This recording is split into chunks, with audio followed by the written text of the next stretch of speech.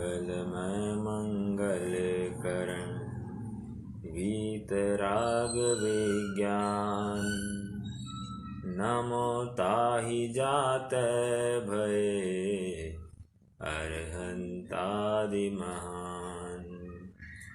करि मंगल करि हो महा ग्रंथ करण को काज। जातै मिलै समाज सब पावै निज पद राज। सो निज भाव सदा सुखद अपनो करो प्रकाश।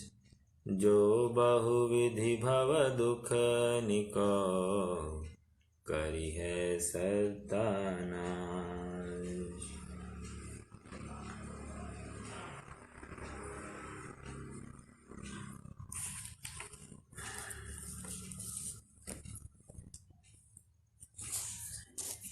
कोई जीव डॉक्टर के पास आता है और डॉक्टर उसके रोग का निदान करता है।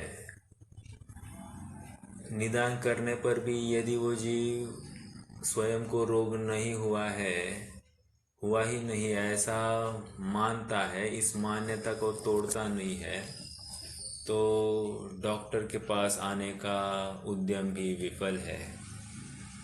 क्योंकि आया इसीलिए है कि कुछ कमी है, लेकिन आने पर भी उस रोग की स्वीकृति होना उतना ही ज़रूरी है।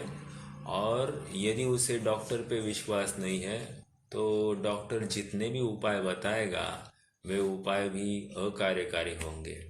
तो ज़रूरी इसमें इतनी ही है बात कि ये पहले निश्चित करे कि मैं दुखी हूँ, अर्थात मैं रोगी हूँ, और रोग जो डॉक्टर बता रहा है वैसे ही मुझे सिम्टम्स भी दिखाई दे रहे हैं, और ये सिम्टम्स क्यों हुए इसका भी ज्ञान हो जाए। सिम्टम्स दूर होने के लिए मैं जो उपाय करता हूँ वे कैसे झूठे ये भी डॉक्टर ने ज्ञान कराया है। अब सर्व प्रकार से इसको हटने के लिए कोई भी अवसर नहीं है।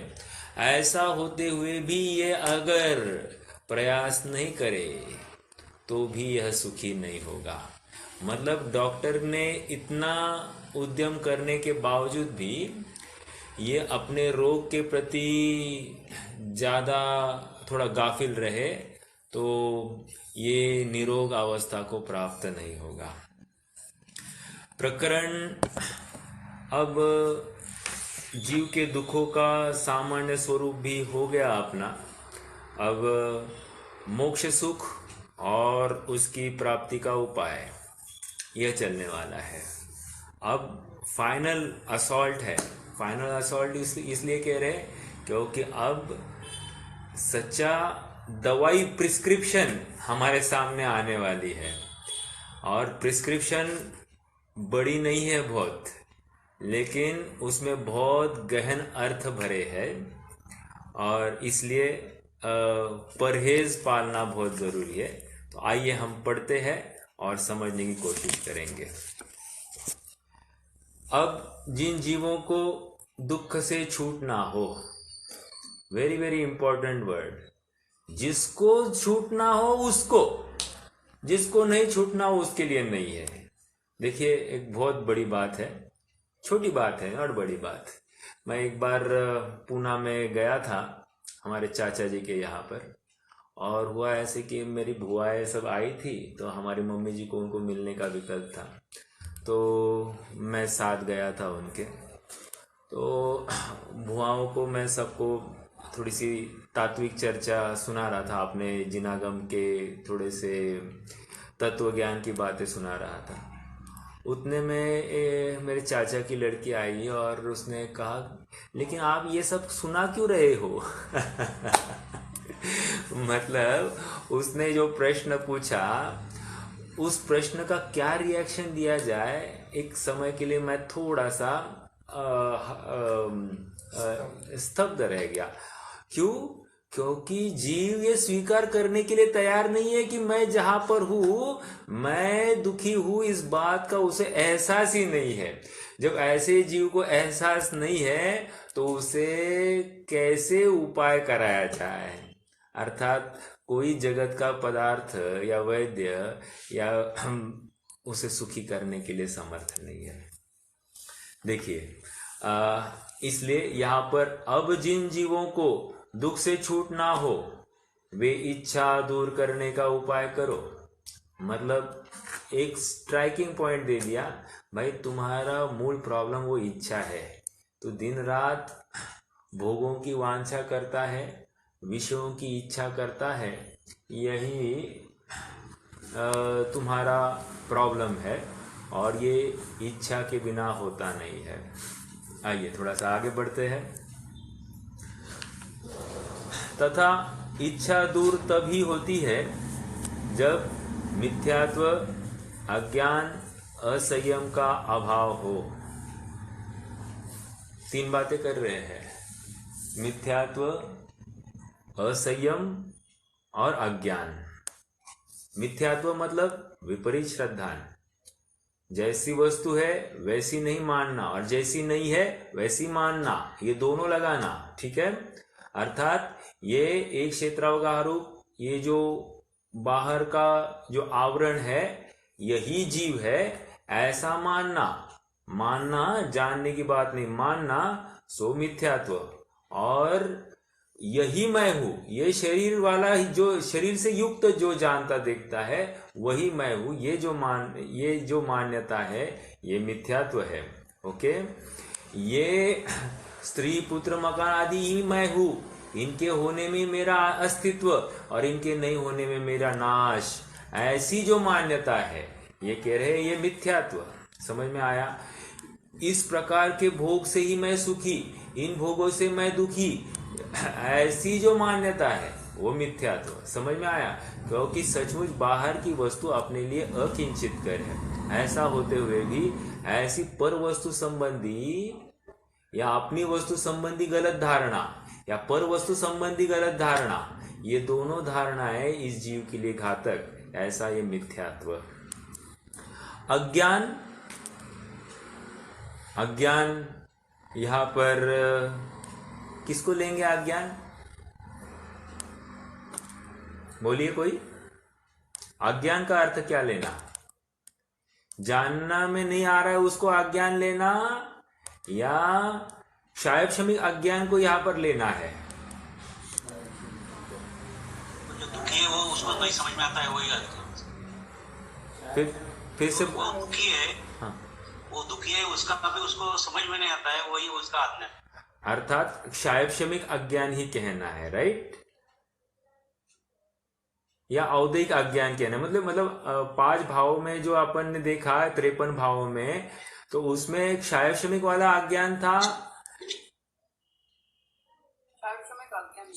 हाँ, ये एक शायद क्षमिक अज्ञान लॉजिकली, और औदैहिक अज्ञान जो होता है उसको समझने की सामर्थ्य ही नहीं है वहां पर। ओके, जैसे आज हमको मेरू आदि कुछ दिखाई नहीं दे रहे हैं, ओके, हमको सूक्ष्म जीव दिखाई नहीं देते हैं, जानने में नहीं आते हैं, तो ये क्या है? ये हमारा औदैहिक अज्ञान है। ओके, ये हमारा क्षायक्षमिक अज्ञान नहीं है। हम वस्तु को विपरीत जानते हैं, ये जो विपरीत जानना है उसकी बात चल रही है यहां पर अज्ञान के रूप में। ओके, दूसरी बात हो गई, मतलब मिथ्यात्व के साथ का जो जाननपना है उसकी बात कर रहे हैं। दूसरी, और असंयम का अभाव हो। असंयम मतलब स्वरूपाचरण में स्थित नहीं रहना, स्वरूप की प्रवृत्ति नहीं करना, यही असंयम है। और ये असंयम का जब अभाव होता है तो क्या हो जाएगा? सम्यक दर्शन, सम्यक ज्ञान और सम्यक चारित्र्य की प्राप्ति होती है।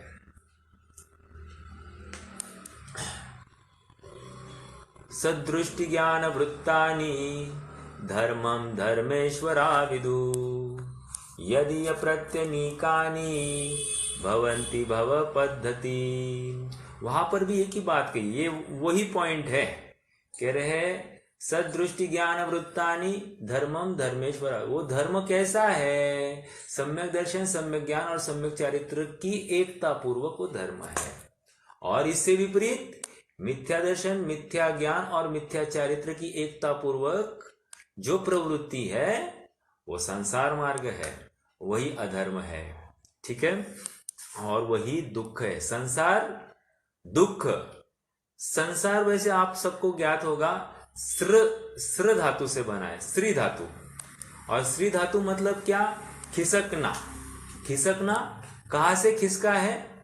अपन कहते ना खिसक गया है।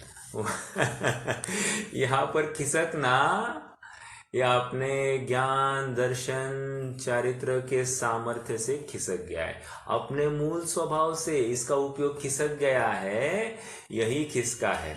तो सच्ची बात तो अगर ज्ञानियों के सामने हम खड़े हो जाए तो कहेंगे ये खिसका है इसका। तो खिसका है मतलब अपने आत्म स्वरूप से दूर है, यही इसका खिसका है। ओके, संसार अवस्था। आइए, इसलिए इसी कार्य का उद्यम करना योग्य है, अर्थात सुखी होने के लिए सम्यक दर्शन, सम्यक ज्ञान और सम्यक चारित्र इनको ही प्रकट करना। और जो विपरीत मान्यता है, जैसी वस्तु है वैसा नहीं स्वीकार करना, इसी मान्यता का त्याग। ओके, इसलिए इसी कार्य का उद्यम करना योग्य है। ऐसा साधन करने पर जितनी जितनी इच्छा मिटे उतना उतना दुख दूर होता है।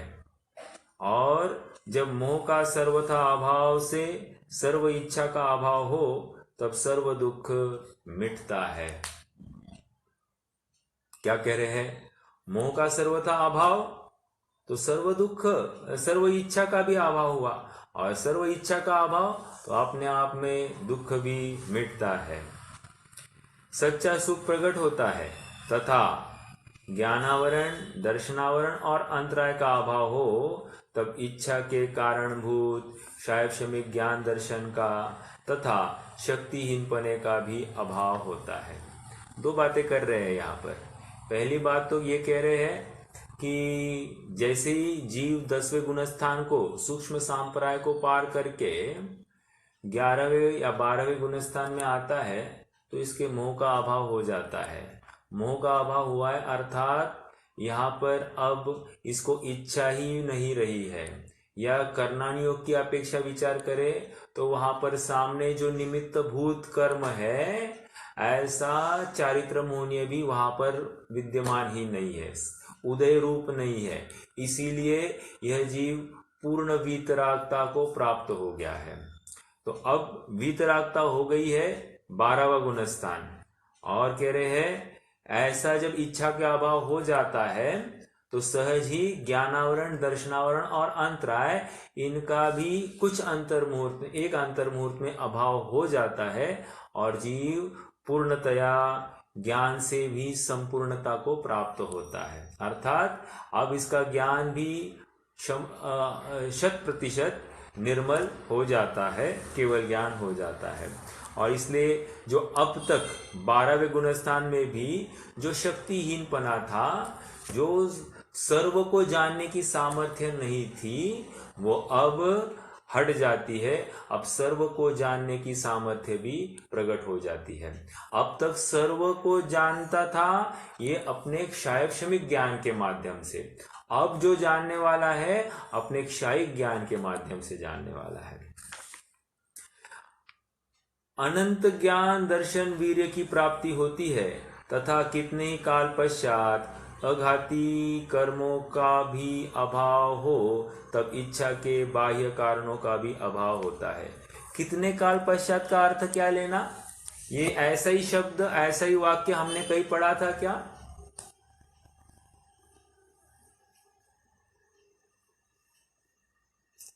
यदि आपको थोड़ा सा उपयोग पर स्ट्रेस दे सकते हैं तो सिद्धों का स्वरूप, सिद्धों के स्वरूप में कुछ काल बाद ऐसा शब्द आया था। कुछ काल बाद मतलब अब तक अरहंता अवस्था थी और फिर सिद्धों के स्वरूप में के 4 घातीय कर्म का अभाव होने पर कुछ काल बाद अघातीय कर्मों का अभाव करके सिद्ध अवस्था को प्राप्त होते हैं या अकर्म अवस्था को। वैसे यहाँ पर कितने ही काल पश्चात अघाती कर्मों का भी अभाव होता है। कितने काल पश्चात का अर्थ क्या लेना, जघन्य कितना लेंगे और उत्कृष्ट कितना लेंगे?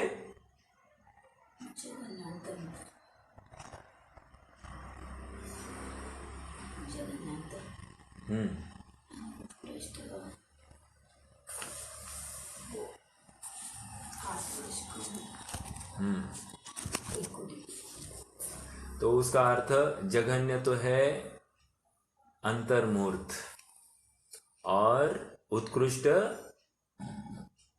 1 कोटि पूर्व में 8 वर्ष और 2 अंतर्मूर्त कम। ओके, ये इतना उत्कृष्ट काल कुछ काल बाद के लिए हमने लगाया, अर्थात केवल ज्ञान प्रकट हो गया। केवल ज्ञान प्रकट होने के बाद में 1 कोटि पूर्व, मतलब 8 वर्ष का तो मैं स्पैन नहीं ले रहा हूं, तो उसके बाद में 8 वर्ष कम 1 कोटि पूर्व तक वो अभी कंटिन्यू करेगा उसी अवस्था में, ऐसा संभव है। तो कुछ काल बाद अरहंता अवस्था और अरहंता अवस्था से सिद्ध अवस्था में इतना बड़ा स्पैन भी हो सकता है। तो ये कितने ही काल पश्चात अघाती कर्मों का भी अभाव हो तब इच्छा के बाह्य कारणों का भी अभाव होता है, क्योंकि मोह चले जाने के बाद किसी भी काल में कोई इच्छा उत्पन्न करने में समर्थ नहीं थे। मोह के होने पर कारण थे, इसलिए कारण कहे हैं, उनका भी अभाव हुआ तब जीव सिद्ध पद को प्राप्त होते हैं। देखिए जो रिलेशन बता रहे हैं, जब मुझे मोह होता है तब सामने कोई ना कोई वस्तु होती है, और कह रहे अब सामने वस्तु ही नहीं है तो मुझे मोह भी नहीं है। ये इस प्रकार से सिद्ध कर रहे हैं, लेकिन ये बात सर्वथा घटित नहीं होती है। क्यों नहीं घटित होती है? जैसे 12वां 13वां गुणस्थान जो है, 14वां गुणस्थान है, सामने वस्तुएं तो है, ऐसा होते हुए भी इसको मोह नहीं है तो उसको दुख देने में समर्थ नहीं है। लेकिन ये छद्मस्तु की अपेक्षा से तो ऐसे ही समझना कि जब भी इस जीव को विकार होता है तो सामने कोई ना कोई वस्तु वहां पर होती है, या कर्म का उदय भी सामने होता ही होता है। हाँ, क्योंकि मोह चले जाने के बाद किसी भी काल में कोई इच्छा उत्पन्न करने में समर्थ नहीं है। हम कहते हैं ना कि मान लीजिए कि हमने एक मर्सिडीज देखी जाते जाते, तो वाव कर दिया, तो मर्सिडीज नहीं जाती, साधारण एक 800 जाती तो हम वाव नहीं करते। समझ में आ रहा? तो ये वाव करने का ही परिचायक है कि हमने वो बाह्य निमित्त को देखकर हमको एक उस संबंधी आकर्षण हुआ है। तो कह रहे हैं कि निमित्त चला गया तो यहाँ पर मोह भी नहीं होगा। ये इस तरफ से उन्होंने व्याप्ति घटित करा के दिखाई। हालांकि वो व्याप्ति सर्वथा घटित नहीं होती है, लेकिन ये जब भी विकार होता है तो सामने कोई ना कोई निमित्त वहां पर खड़ा होता है, इस तरफ उनका संकेत है।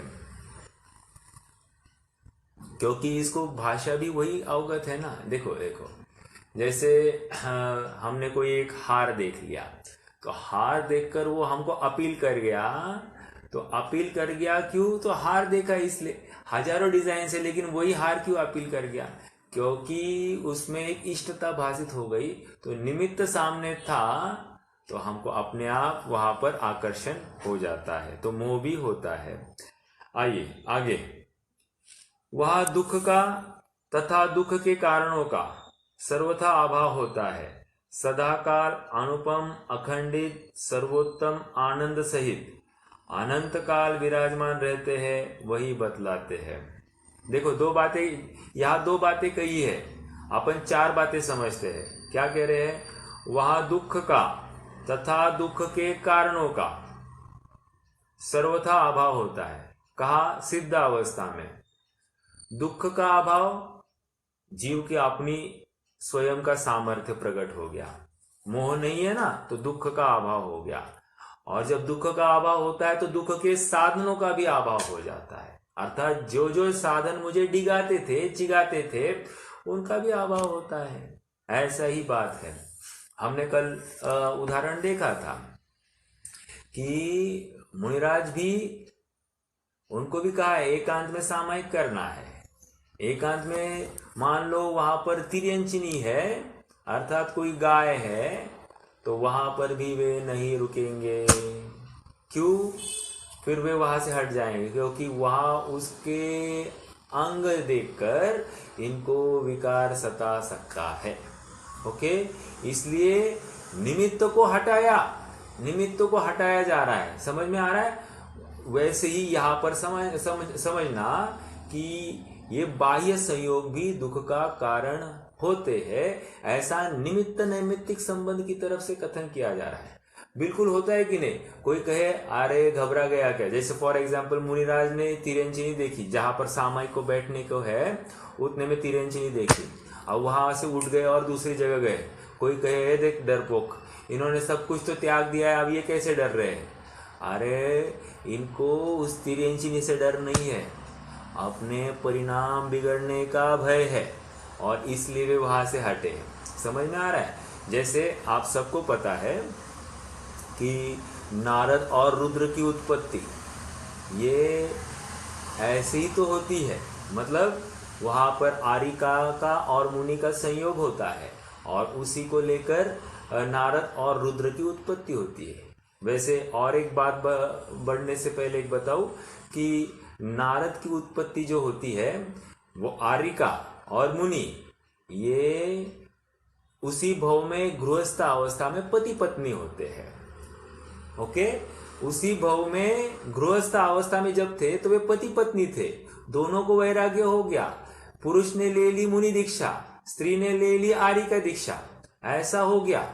अब ऐसा संयोग बनता है कि बराबर घनघोर वर्षा होती है, ये गुफा में बैठे होते हैं, और इतनी दिन का टाइम है, दिन का टाइम होते हुए भी इतना अंधेरा है कि कुछ भी दिखाई नहीं दे रहा है। और उस समय में आरिका माता वहां पर गुफा में जाती है भीगने के कारण, तो कपड़े निचोड़ने के लिए वो अंदर जाती है, और उसी समय में बिजली कड़कती है और इनको विकार, ये आंखें खोलते हैं, इनको विकार होता है, और उसके निमित्त से उनको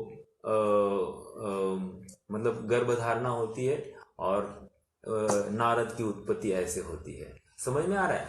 तो कहने की बात इतनी है कि ये बाह्य, अब ना वो आरिका माता उधर जाती, ना उनको विकार होता, और ना वहां पर नारद की उत्पत्ति होती।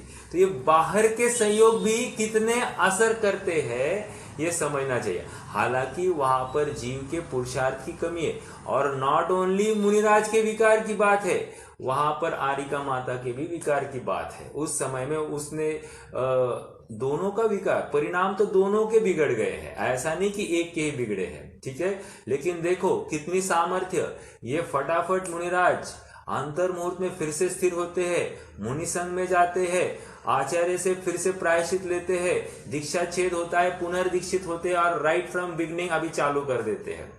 और वैसे ही आरिका माता, अब वो तो दीक्षा छेद हो गई, अब 9 माह तक वो गर्भ धारण करके चलेंगे, लेकिन जैसे ही पुत्र उत्पत्ति होती है, ये पुत्र को छोड़ दिया और ये दीक्षित हो गई। कोई कहेगा क्या है ये? अरे मतलब थोड़ा सा भी वहां पर उसके प्रति मोह नहीं हो रहा है। अब आप कहोगे यहाँ क्यों नहीं हो रहा है? तो वही तो कह रहे, पुरुषार्थ से बात चलती है। लेकिन जब भी विकार होता है वहां पर निमित्त सामने होता है, उसकी चर्चा कर रहे हैं। ओके, तो दुख का और दुख के कारणों का एक, अब वैसे अपन दूसरी तरफ से लगाएंगे, सुख का और सुख के कारणों का, वहां उत्पाद हो जाता है। सुख के कारण क्या है? सुख के कारण अभी 3 लोक 3 काल इनके ज्ञान में झलकने लग गए हैं। अब सर्व का जानना हो रहा है, अब जानने में कोई आकुलता है, और इनको रस भी नहीं रहा है। दोनों बातें हैं, रस नहीं है और जानने में सब कुछ आ रहा है, इसलिए सुख ही सुख हो रहा है। ओके, तो ये दोहरी व्याप्ति यहां पर घटित हो रही है। तो हमने 4 बातें कही, अब आगे वही बतलाते हैं। ज्ञानावरण दर्शनावरण का क्षयोक्षम होने पर तथा उदय होने पर मोह द्वारा एक एक विषय को देखने जानने की इच्छा से महाव्याकुल होता था। ज्ञानावरण दर्शनावरण का क्षयोक्षम होने पर तथा उदय होने पर, कैन एनीबडी एक्सप्लेन? ज्ञानावरण दर्शनावरण का उदय में क्या होता है और ज्ञानावरण दर्शनावरण के क्षयोक्षम में क्या होता है? और दूसरा प्रश्न, क्या दोनों एक साथ होते हैं या आगे पीछे होते हैं? छद्मस्तों की बात चल रही है।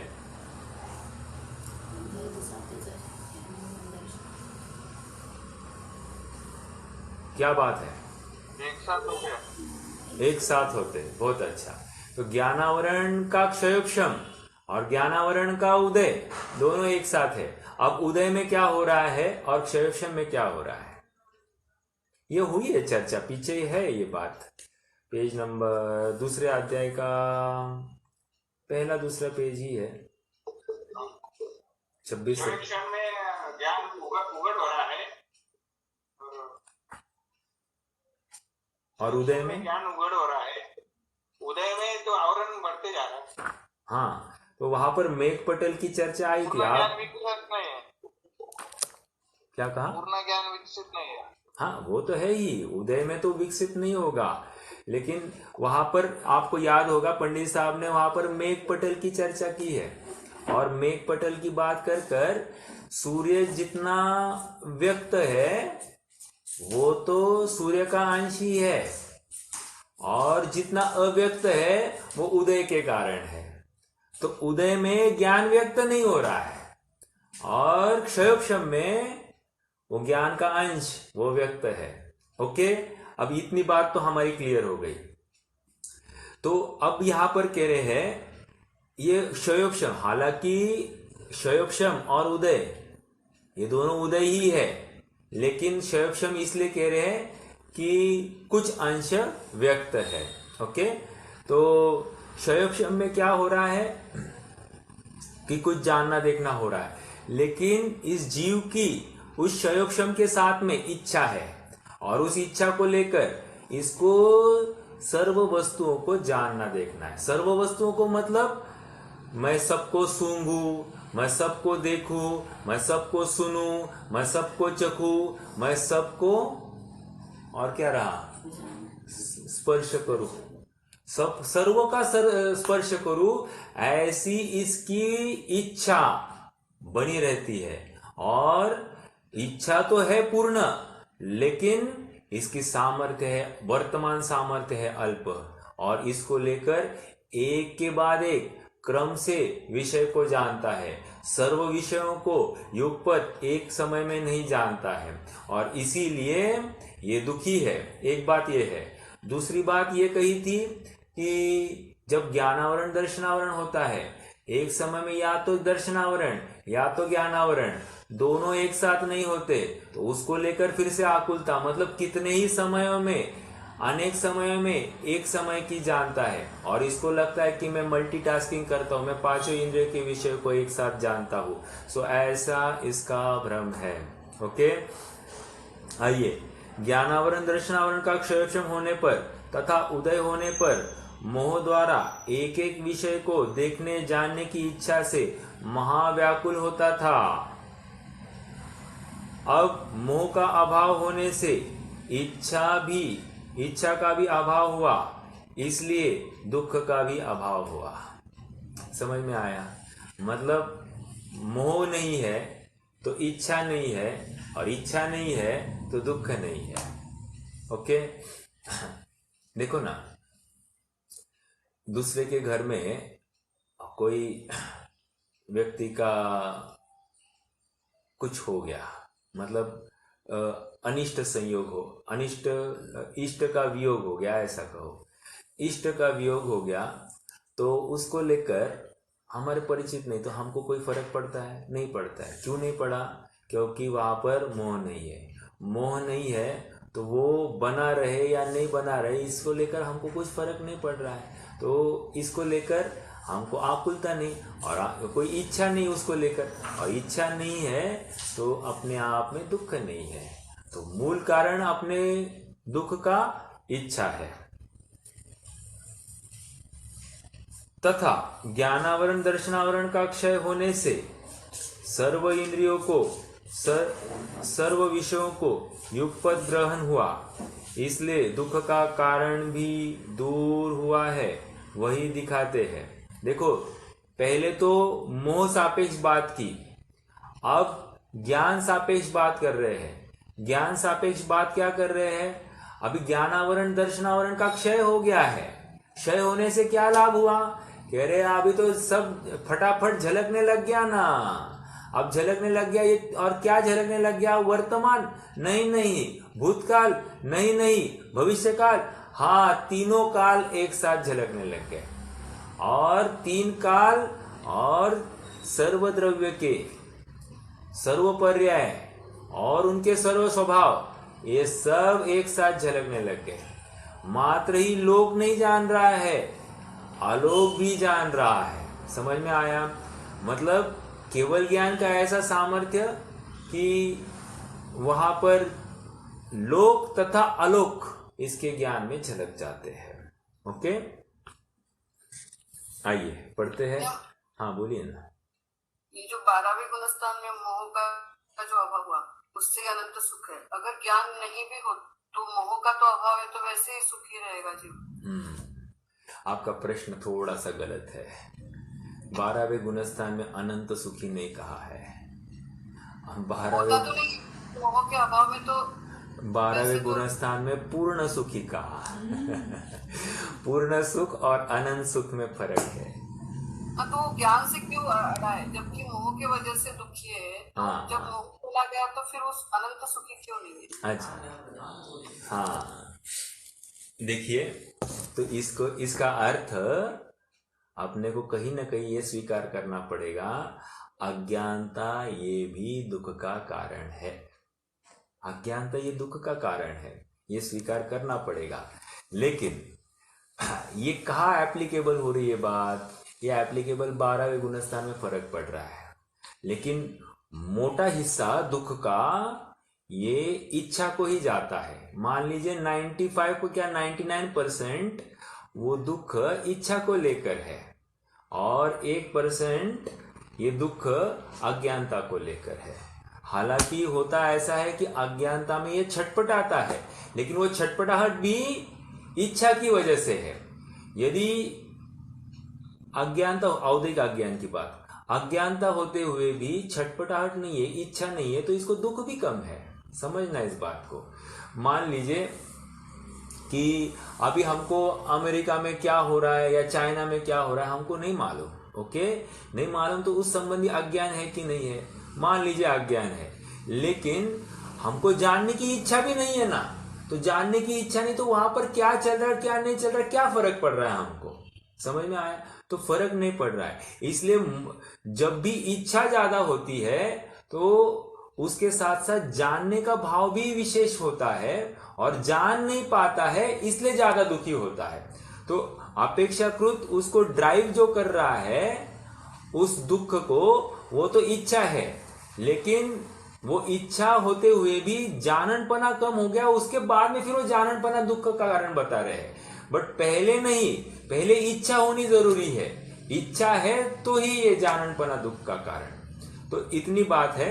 बट यहां पर स्वीकार कर रहे हैं हम कि नहीं जानने में आ रहा है, ये भी दुख है।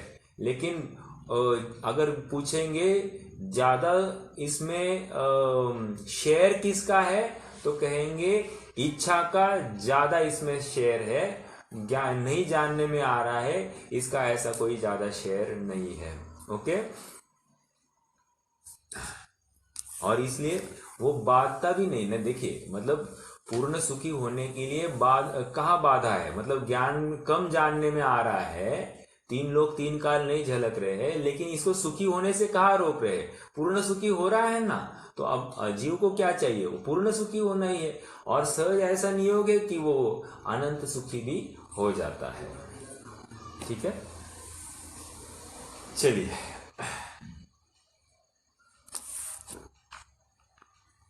तथा ज्ञानावरण दर्शनावरण का क्षय होने से सर्व इंद्रियों को सर्व विषयों का युगपद ग्रहण हुआ, इसलिए दुख का कारण भी दूर हुआ।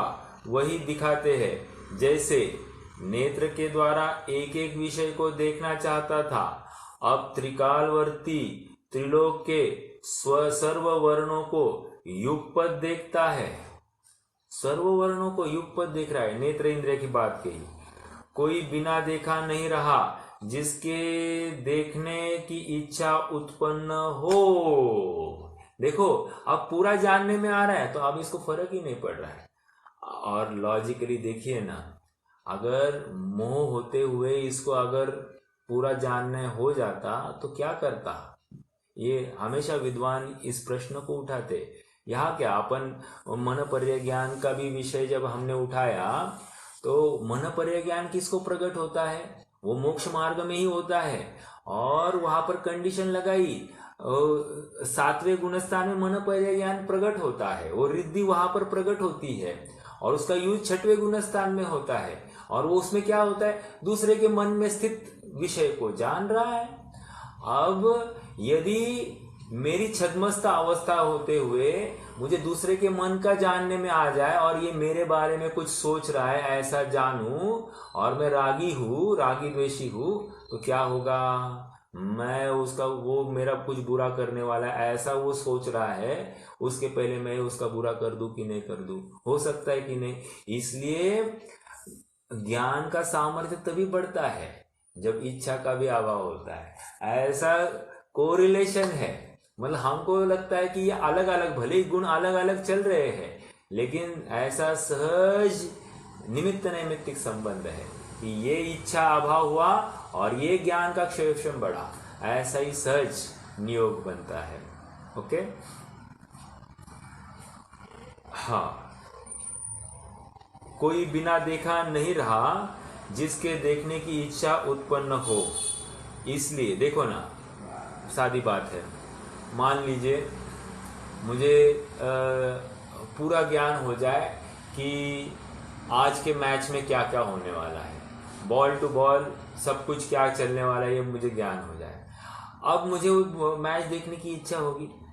और अरे कितने बार होता था, जैसे हम कभी भूतकाल में पिक्चर देखने जाते थे और हम बाजू वाले को बोले अब इसके बाद में ये होने वाला है, वो क्या बोलता था, मुझे देखने दो। क्यों, वो सस्पेंस नहीं छोड़, मतलब वो जो आकुलता है, अब आगे क्या होने वाला, आगे क्या होने वाला है, उसको पहले ही मालूम पड़ गया तो उसको देखने का रस ही ढीला हो जाएगा।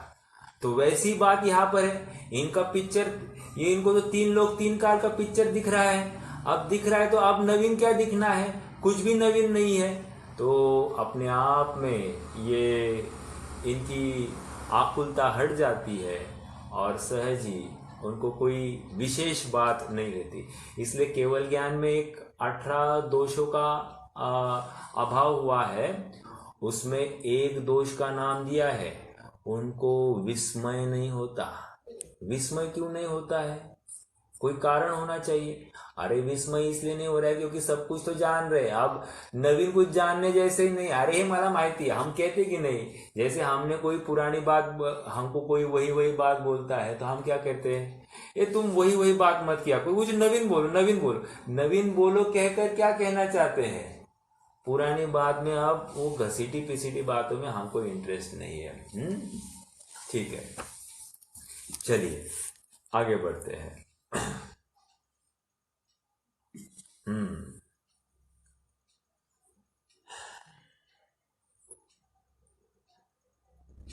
इसी प्रकार एक देखने की बात हो गई।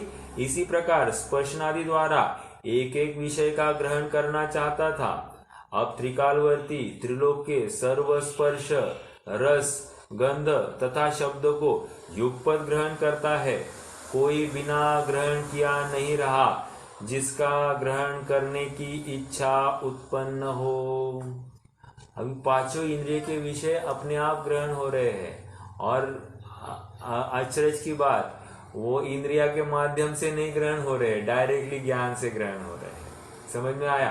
अब तक क्या था? इंद्रिया की डिपेंडेंस थी।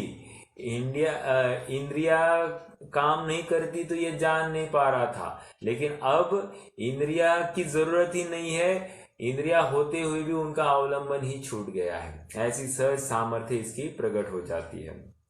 यह कोई कहे कि शरीराधिक बिना ग्रहण कैसे होगा? प्रश्न समझ में आया? देखो, जानने के लिए कोई बड़ी बात नहीं। जैसे मैं ज्ञान हो गया तो मुझे अमुक अमुक वस्तु जानने में आ गई। ओके, जैसे लैपटॉप है और मैंने बस इस लैपटॉप का ज्ञान कर दिया, लेकिन कह रहे हैं इसके माध्यम से इसके स्पर्श का ज्ञान कैसे होगा? मान लीजिए उसके फैन चल रहा है, उस फैन का आवाज कैसे होगा? या उसका स्पीकर चल रहा है तो स्पीकर से मुझे कुछ क्या ध्वनि निकल रही है उसका ज्ञान कैसे होगा? उसको तो सुनना पड़ेगा ना। तो कह रहे हैं उसके लिए इंद्रिया चाहिए, तो बिना इंद्रिया की ये कैसे जानेगा? तो ये प्रश्न खड़ा किया है प्रश्नकार ने। अब इसका समाधान हम पढ़ते हैं। बहुत मार्मिक है। वो क्या कहेंगे? इंद्रिय ज्ञान होने इतने दिन क्या हो रहा था, ये मीडिएटर के माध्यम से जानता था।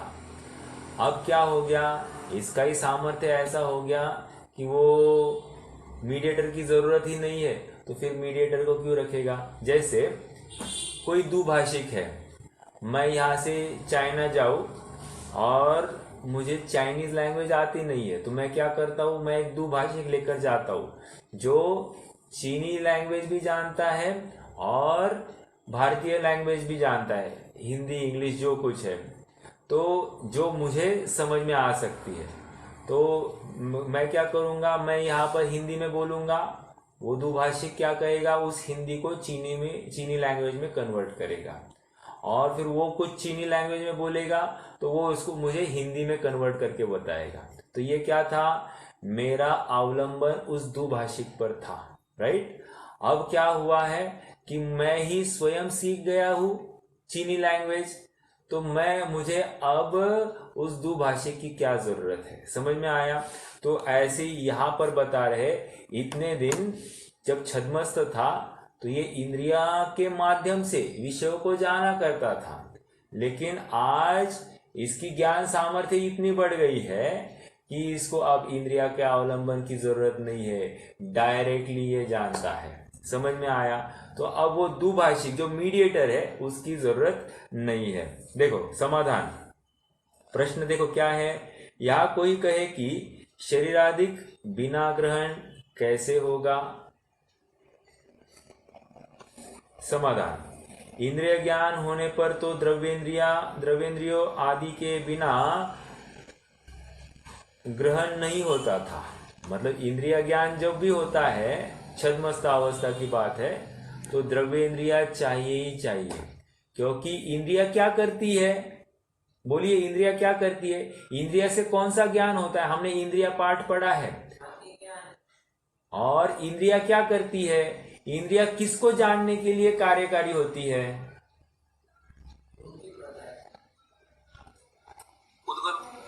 हाँ, पुद्गल मतलब पर पदार्थ। Okay, right. तो कह रहे कि पर पदार्थ को जानने के लिए इंद्रिया कार्यकारी थी, लेकिन स्व पदार्थ को जानने के लिए नहीं ना। बट फिर भी क्या कह रहे? इंद्रिय ज्ञान होने पर द्रव्येंद्रिय आदि के बिना ग्रहण नहीं होता था। अब ऐसा स्वभाव प्रकट हो गया है। ऐसा स्वभाव मतलब ये पर्याय स्वभाव है या त्रिकाल स्वभाव है? त्रिकाल है ना? यहाँ पर पर्याय की ऐसी योग्यता हो गई है कि उसको त्रिकाल स्वभाव तो ध्रुव स्वभाव है, अपना शुद्धात्मा है, जिसके अवलंबन से ये पर्याय, वर्तमान पर्याय, शुद्ध केवल ज्ञान की पर्याय प्रकट हो गई है। तो ऐसा पर्याय का स्वभाव प्रकट हुआ है कि बिना इंद्रियों के ही ग्रहण होता है। मतलब ऐसी सामर्थ्य हो गई है कि वहां पर ज्ञानावरण का क्षय हो गया है। क्या कहा? ज्ञानावरण का क्षय हुआ है, तो क्षयोक्षम की जरूरत ही नहीं है। और जब भी क्षयोक्षम होता है उस समय में ज्ञानावरण का उदय होता ही होता है। फिर से कहूं, जब ज्ञानावरण का क्षय होता है उस समय में क्षयोक्षम नहीं हुआ करता, और जब क्षयोक्षम होता है उस समय में ज्ञानावरण का उदय होता ही होता है। ओके, तो उदय में ये इंद्रियों के बिना नहीं जान सकता, लेकिन क्षय में उसको इंद्रिया की जरूरत नहीं होती है। ओके, आइए अगला प्रश्न कर रहे हैं। यहां कोई कहे कि जैसे मन द्वारा स्पर्श अधिक जानते हैं उसी प्रकार जानना होता होगा, त्वचा जिह्वा आदि से ग्रहण होता है, वैसे नहीं होता होगा। सो ऐसा नहीं है, क्योंकि मन द्वारा तो स्मरण आदि होने पर अस्पष्ट जानना कुछ होता है। यहाँ तो जिस प्रकार त्वचा जिह्वा इत्यादि से स्पर्श रसादिक का स्पर्श करने पर, स्वाद लेने पर, सूंघने देखने सुनने पर जैसा स्पष्ट होता जानना होता है, उससे भी अनंत गुना स्पष्ट जानना उनके होता है। क्या कह रहे हैं? ये कह रहे हैं कि हम इंद्रिया से देखते हैं, या चक्षु इंद्रिया से देखा, तो हो सकता है कि चक्षु इंद्रिया के देखने में कुछ कम ज्यादा हो सकती है, लेकिन जब ज्ञान से जान रहे हैं, केवल ज्ञान होने पर, तो उस समय में जो इंद्रिया से देख रहे हैं उससे अनंत गुना स्पष्ट वो ज्ञान जान रहा है, अनंत गुना। और ये साधारण अनंत नहीं लेना, ये तो केवल ज्ञान वाला अनंत लेना है। ओके, उतना स्पष्ट जान रहे हैं। अब सुन रहे हैं, मान लीजिए हमको सुनने में हीनादिक सुनाई दिया जा सकता है, या फिर अमेरिका में कोई कुछ बोल रहा है तो हमको कैसे पता चलेगा? हमारी तो सामर्थ्य नहीं है, लेकिन वो यहाँ पर बैठे भी वहां की भी जान सकते, और वर्तमान की नहीं, भूतकाल की भी, भविष्यकाल की भी, ऐसी सब आवाजें वे एक साथ जान सकते। ऐसी जानने की सामर्थ्य इनकी हो गई। इनको अब पदार्थ के पास जाना नहीं पड़ता है, ऐसा ही सामर्थ्य हो गया है। पदार्थ के पास जाने की जरूरत नहीं, या पदार्थ को इनके पास आने की जरूरत नहीं। देखो, जैसे कोई मेरे पास बैठा है तो मुझे ज्यादा क्लियर दिख रहा है, और कोई बहुत दूर बैठा है और उसका तो छोटा सा चेहरा इतना दिखेगा, ऐसा बिंदु जैसा दिखेगा, राइट? लेकिन उनको सामने वाला भी उतना ही क्लियर है जितना दूर वाला क्लियर है। अर्थात उल्टा बोला, दूर वाला उतना ही क्लियर है जितना सामने वाला क्लियर है। ओके, तो और दूर कालवर्ती भी उतना ही क्लियर है जितना वर्तमान क्लियर है। यह ऐसा काल संबंधी, क्षेत्र संबंधी, द्रव्य संबंधी और उसके भाव संबंधी सब क्लैरिटी एकदम 100% है। ओके, हाँ जी। तो हमारा वर्तमान जो ज्ञान है वो कुछ कुछ ज्ञेयों को और कभी कभी जानता है, युगपत नहीं जानता है। और यहां पर केवल ज्ञान का सामर्थ्य ऐसा कि सर्वज्ञेयों को और सर्वकाल संबंधी एक समय में जान रहा है। ओके, इसलिए नहीं, ये अलग है। वहां तो ये बात आती है कि भगवान ने अपने दुख का ऐसी पर्याय प्रकट की है कि फिर से उसका नाश नहीं होगा, और ऐसी अवस्था का नाश किया है, ऐसी अवस्था प्रकट की है, नहीं, ऐसी अवस्था का नाश किया है जिसका कभी उत्पाद नहीं होगा।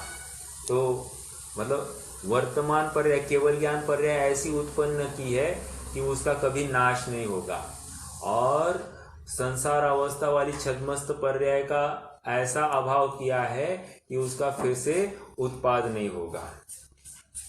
चलिए, विशेष इतना हुआ है कि वहाँ इंद्रिय विषय का संयोग होने पर ही जानना होता था, यहाँ पर दूर रहकर भी वैसा ही जानना होता है। यह शक्ति की महिमा है। शक्ति, और मुझे बताइए शक्ति कहाँ से आती है? शक्ति अंदर से आती है, अर्थात द्रव्य के आश्रय से आई है। ये किसी पर के आश्रय से नहीं आई है, द्रव्य के आश्रय से आई है। इसलिए एक बार पहले भी मैंने बताया था, हमको बहुत ज्ञान करना है तो क्या करना? बहुत किताबें पढ़ना। और दूसरा एक उपाय है, क्या करना? बस अपने शुद्धात्मा को ध्याना, और शुद्धात्मा को ध्याते ध्याते सहज ही ऐसा क्षयक्षम हो जाता है कि अपने आप ज्ञान का सामर्थ्य खुल जाता है। फिर इसको ज़्यादा यहाँ वहाँ ताक झाक करने की ज़रूरत नहीं है। और आप सबको पता होगा कि ऐसी विद्या होती है कि मुनिराज को मात्र शब्द का स्टार्टिंग खाली वो अक्षर बोला जाए, पूरा वो अंग का ज्ञान हो जाता है। अंग, नॉट ग्रंथ।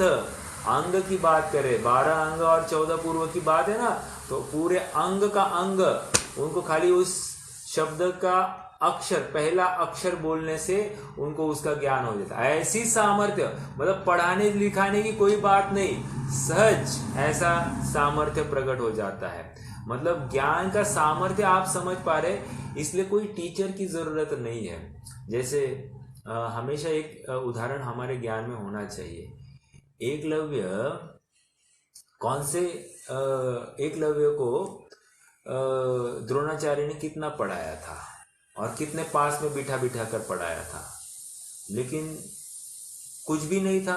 मात्र वो गुरु की मूर्ति सामने रखकर वो प्रैक्टिस करता गया और पूरी श्रद्धा से, तो अपने आप उसकी सामर्थ्य ऐसी प्रकट हो गई कि पूरा ज्ञान ग्रहण हो गया। ऐसा सहज क्षयक्षम की बात कर रहे, यहाँ तो अपन क्षय की बात कर रहे हैं कि क्षय में क्यों नहीं जानने में आएगा, जानने में आना ही चाहिए। जब क्षयक्षम में इतनी उत्कृष्टता हो सकती है तो क्षय में तो क्या कहना, राइट? आइए आगे बढ़ते हैं।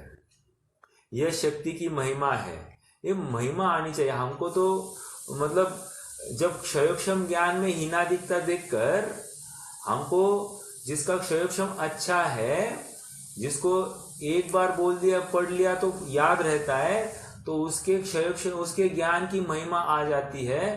तो हमको ये भी विश्वास होना चाहिए कि ऐसा भी ज्ञान कोई होता होगा कि जिसको पढ़ने की जरूरत नहीं, सब कुछ युगपत उसके ज्ञान में झलक रहा है।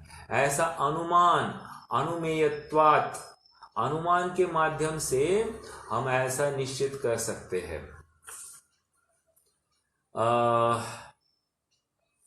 यह शक्ति की महिमा है। तथा मन द्वारा कुछ अतीत अनागत को तथा अव्यक्त को जानना चाहता था। अब सर्व ही अनादि से अनंत काल पर्यंत सर्व पदार्थों के द्रव्य, क्षेत्र, काल, भावों को युगपत जानता है।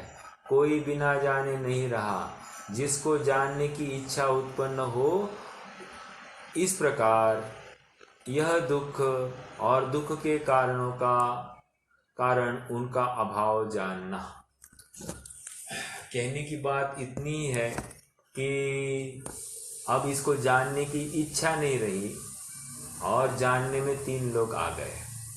3 लोग, 3 काल, साथ साथ आलोक, सब आ गए।